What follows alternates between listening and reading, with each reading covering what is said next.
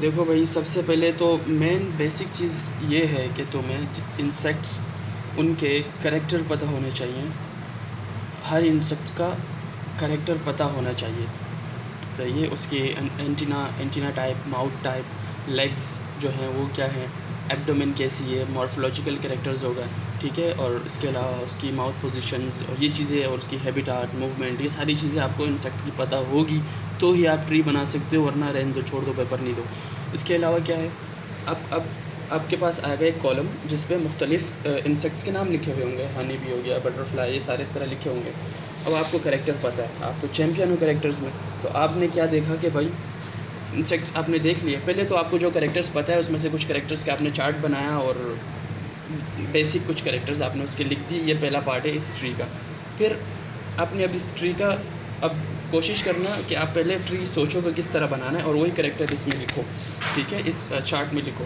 पर सही है, आपने कैरेक्टर्स लिख लिए। अब आपने स्टार्ट यहाँ से करना है कि देखना है कि इतने सारे इंसेक्ट्स में ऐसा कौन सा इंसेक्ट्स है जो मुख्तलिफ है, जिसके पास ऐसा कैरेक्टर है जो बाकियों के पास नहीं है। उस बेस पे आपने इनको डिवाइड करना है। अब आपने देखा भाई honey bee, butterfly, mantis, cicada. Cicada आपको पता है कि भाई ये तो साउंड प्रोड्यूसिंग इंसेक्ट्स है। बाकी आपने देखा कोई और साउंड प्रोड्यूस करता है, नहीं करता। आपने कैटेगरी बना दी, इंसेक्ट्स शुरू किया, singing insects, non singing insects. Singing में आपने सिकाडा कर काट दिया, ने बोला भाई सिकाडा भाई निकलो तुम बाहर, आप बहुत शोर करते हो। तो सिकाडा निकल गई बाहर, तो बाकी बचे नॉन सिंगिंग इंसेक्ट्स। अब आपने सिकाडा आपने यहाँ पे काट दिया, आपने कार्टिस लगा दिया कि भाई सिकाडा तो बहुत शोर कर रहा है, गाने गाता है, ये मरासी है। फिर आपने क्या करना है, बाकी इंसेक्ट्स देखने हैं, बाकी इंसेक्ट में क्या डिफ्रेंशिएशन है। आपने फिर से देखा, रिकॉल किए अपने करेक्टर्स, हनी बी में क्या होता है, बटरफ्लाई में क्या होता है, मेंटिस में क्या होता है, बाकी सारे देखे। अब बाकी अब आपने देखे कि भाई इंसेक्ट्स आपने रिकॉल किए, आपने देखा हनी बी में एक चीज़ है, स्टिंग है उसके पास, डंग मारती है वो औरतों की तरह। तो अब क्या है, बाकियों के पास डंग नहीं है, तो आपने एक और कैटेगरी बना दी कि भाई हनी बी के पास डंग है, ठीक है, वो जहरीली है बहुत। और स्टिंग जिसके पास आपने कैटेगरी बनाई, स्टिंग को हटा दिया, हनी बी को हटा दिया स्टिंग की बुनियाद पे, और बाकी जो बचा वो क्या है, उनके पास स्टिंग नहीं है।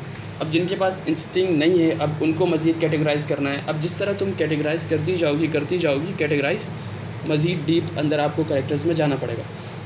अब आपने हनी बी निकाल दिया, अब जिनके पास इंस्टिंग नहीं है, अब उनको मज़ीद डिफ्रेंशिएट करना है। ऐसे ऐसे कैरेक्टर्स ढूंढने हैं जो कि कम में हो, ज़्यादा में ना हो। हनी भी आपने काट दिया। अब स्टिंग जिसके पास एब्सेंट है वो क्या है, उनमें अब दो कैटेगरी पाई जाती है, आपको पता है। कुछ हैं जो पानी में रहते हैं। अब आपने देखा कि भाई वाटर बीटल आ रहा है, वाटर बीटल का मतलब कि वो पानी में पाया जाता है, उसका जो हैबिटाट है वो क्या है, पानी है।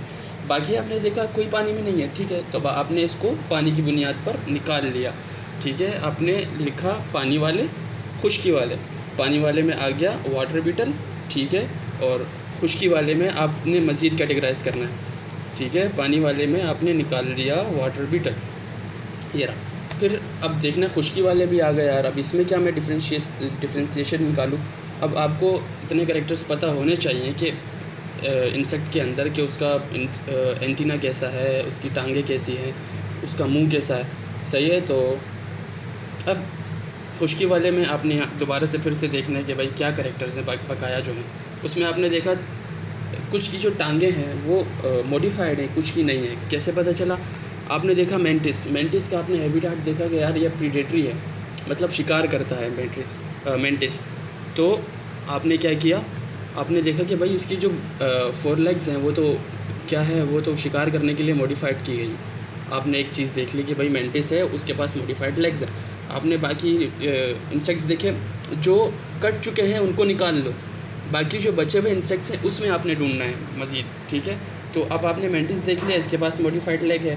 फिर आपने वाटर बीटल पे आया, स्नाउट बीटल पे आया, ग्रालोटाल्पा, उसके पास आया, देखा यार ये तो ज़मीन खोदता है, तो आपने इसका भी लिख दिया कि ये क्या है, इसके पास मॉडिफाइड लेग्स हैं फॉर डिगिंग।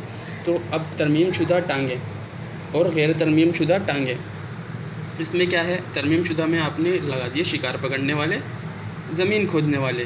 शिकार पकड़ने वाले मेंटिस हैं, ज़मीन खोदने वाले ग्रालोटाल्पा, ये दो और कट चुके हैं यहाँ से। अब बकाया क्या बचे, जिनमें मॉडिफाइड लेग्स नहीं है। अब उसमें आपने देखना है कि भाई मज़ीद क्या डिफ्रेंशिएशन है, मज़ीद आप इनको कैसे मुख्तलिफ एक दो कैटेगरीज़ बना सकती हो, किस बेस पे आप इसको बना सकती हो। फिर आपने सोचा कि भाई कैरेक्टर्स आपने रिकॉल किए। हाँ, बटरफ्लाई के पास हाइपोग्नेथस माउथ है, उसकी जो माउथ की पोजीशन है हाइपोग्नेथस है और बाकियों की नहीं है। तो आपने दो कैटेगरीज़ बना दी, एक हाइपोग्नेथस माउथ और जिसमें हाइपोग्नेथस माउथ एब्सेंट है। हाइपोग्नेथस माउथ में आपने क्या लिखा, बटरफ्लाई निकाल दिया आपने उसको। अब जिसमें हाइपोग्नेथस माउथ नहीं है आप उसको मज़ीद सोचोगे। अब ये जो 3 इंसेक्ट्स बचे हैं, इनमें ऐसा क्या है जो डिफरेंट है जो बाकियों के पास नहीं है। कोई एक निकाल लो, ठीक है। 3 इंसेक्ट में से कोई एक ऐसा इंसेक्ट हो जिसके पास बाकी 2 से मुख्तलिफ क्या हो, कैरेक्टर हो। तो आपको कैरेक्टर्स पता है, आप चैम्पियन हो, आपको याद आया कि भाई हाँ, रेड कॉटन बग के पास जो है वो क्या है, वो लंबी शिकम है। अब इसमें जो शिकम लिखा हुआ है इतनी छोड़ क्या बोलूँ, पर एब्डोमेन इसका है, शिकम बोलते हैं एब्डोमेन को, ये लंबा है।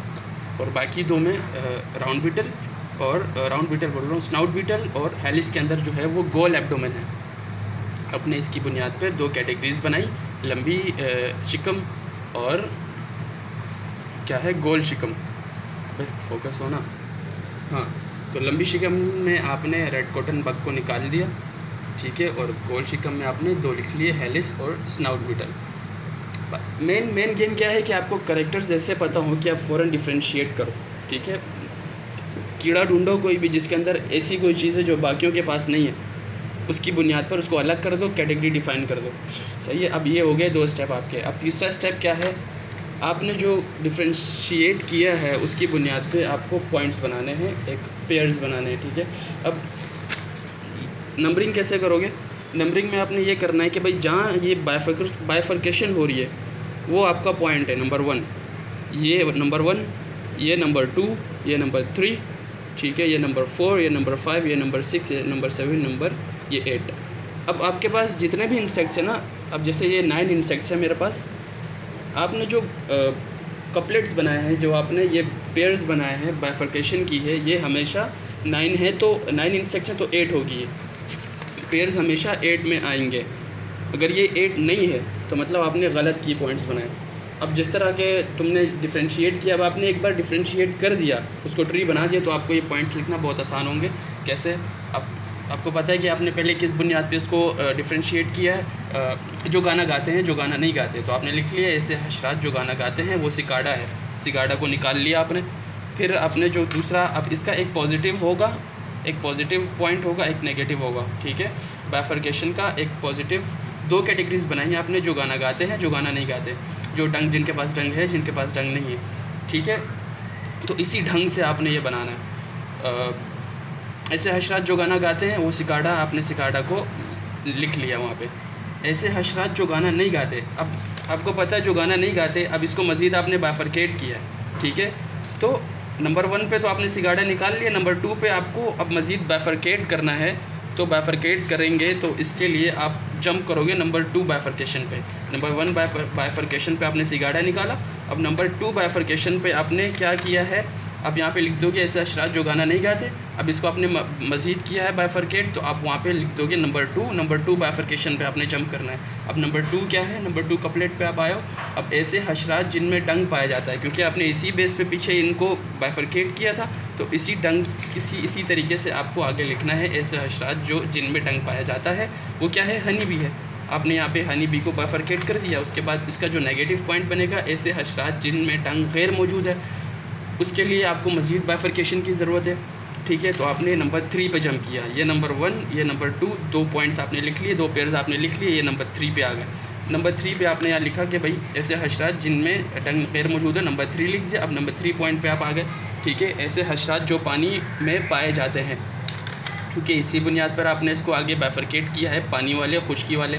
अब पानी वाले में आपने पहला पॉइंट ये लिख दिया कि भाई ऐसे हशरात जो पानी में पाए जाते हैं वो वाटर बीटल है, ठीक है। और ऐसे हशरात जो खुश्की में पाए जाते हैं उसको मज़ीद बाइफरकेशन की ज़रूरत है, तो ये नंबर 4 हो गया, ठीक है। अब इसी तरह एक एक बाइफरकेशन आप आगे लेके जाती जाओगी और एंड तक ये टोटल कितने बनेंगे, 8 बनेंगे। 9 इंसेक्ट्स हैं तो ये 8 बनेंगे, 10 इंसेक्ट्स हैं तो ये 9 बनेंगे, 11 इंसेक्ट्स हैं तो ये 10 बनेंगे, ठीक है। हाँ, समझ गई तुम। और ये अगला जो स्टेप है वो है कंपैरिज़न। कंपैरिज़न में आपने वही जो विषय किया है उसको थोड़ा डिटेल में लिखना है, ठीक है। अब ये तो अलीज़ा ने लिखा है, मैं भी छाप ही रहा हूँ इससे, लेकिन उसको मैंने ख़ुद से किया नहीं अभी तक। पर जितना इसको देख के समझ आ रहा है कि ये वही है कि आपने जिस बेस पे ये वो किए हैं, कैटेगरीज़ बनाई है, एक एक कैटेगरी की हेडिंग लगानी है आपने। गाने वाला हशरा, उसमें वो लिख दिए कि भाई वो गाना गाता है, वॉइस ऑर्डर से पाया, आपको कैरेक्टर पता है, आपको क्लासिफिकेशन पता है, बस उस हेडिंग लगाओ, उसमें उस इंसेक्ट के बारे में लिख दो। फिर नॉन सिंगिंग हशरात, उसके बारे में लिख दो कि आपने भाई ये जो बाकी जो बचे हैं वो नॉन सिंगिंग है, और उसमें जो हमने मज़ीद उसको जो बाइफरकेट किया है वो स्टिंग की बुनियाद पर किया है, ये आपने नॉन सिंगिंग इन हशरात में ये लिख दिया। फिर आपने स्टिंग मौजूद है, उसको इस तरह एक एक हेडिंग जो आपने यहाँ दी हुई है ना, ये जो यहाँ आपने एक एक हेडिंग दी हुई है, एक एक हेडिंग लगाओ और उसमें थोड़ी थोड़ी अपने जहन से जो आपने किया है यहाँ पे, जो आपने गुल खिलाया है वो लिखना है। यही है बस। समझ नहीं आया तो कोई पक्की दीवार ढूंढो और उस पर सर मारो जाके।